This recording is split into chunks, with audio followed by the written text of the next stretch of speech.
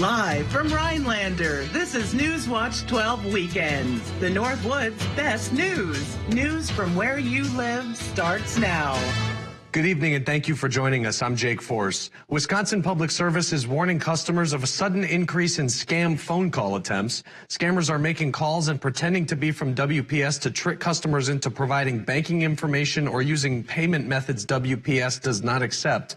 Customers who receive calls like these should hang up immediately to avoid falling victim. Always contact WPS using the number on a bill, the WPS app, or the WPS website. Do not take phone numbers directly from search engine results, as these can easily be manipulated. And the National Transportation Safety Board and the Federal Aviation Administration are investigating the aborted landings of 2 commercial flights at Reagan National Airport on Thursday afternoon.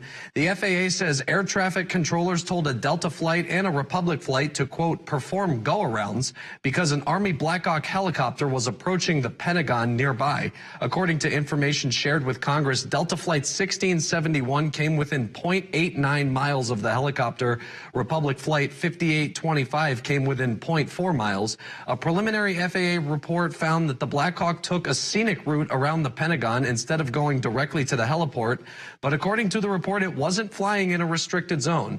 Helicopters near Reagan National Airport have been under scrutiny since January's fatal midair collision of an American Airlines flight and an Army helicopter. Well, it's Weather Watch 12, but Chase, it was a beautiful day out there. Yes, that's right. A few clouds this morning had us a little bit worried, making us think it was going to be a little cooler, but the sun came out. We got back in those low 60s for today. That's what the weather's going to be like for quite a while, and we're going to see even a few 70s in there, but we are going to have some dry conditions throughout this week. But temperatures right now here in the Northwoods in the mid-40s in Rhinelander, right at 40 right now in Eagle River. But as you go down south, a little warmer near Wausau at 52. A lot of us are going to cool down to the upper 30s and low 40s out there for tonight. Winds are pretty calm as well. Lots of zeros on the board. We're going to have calm conditions throughout tonight and maybe a little breeze tomorrow from the northeast right around 5 to 10 miles per hour. And as you see on the radar, we got pretty clear skies out there for tonight. And this is going to be the story for the next few nights and the next few days. We're going to have lots of sunshine this week with dry conditions out there. So take a look at the futurecast. Maybe a few passing clouds early on for tonight in our southern viewing area and through our northern viewing as well, right around 3 to 4 a.m. Other than that, this is the most we're going to see throughout this week. We're going to have lots of sunshine, maybe a few clouds making their way in from the southeast going into your Monday.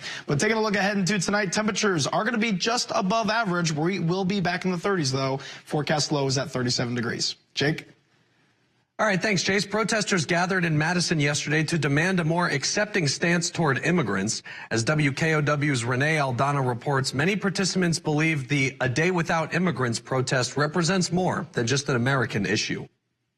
Hundreds gathered for a day without immigrants and workers to march from Brittingham Park to the Capitol, demanding protections for immigrants and working people across Wisconsin.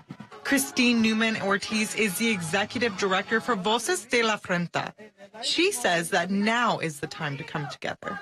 It's an important time to stand in solidarity with immigrant workers and to really build these alliances to protect our rights. Protesters are calling for driver's licenses for all, increased access to education, and an end to collaborations with ICE. Rob Russell, a lifetime Wisconsinite, believes in accepting immigrants. These immigrants are being mistreated, mishandled, and they might even have to come here for their own safety. So we should accept that, and I think we'll prosper. Peg Runner is another lifelong resident, and she says this is bigger than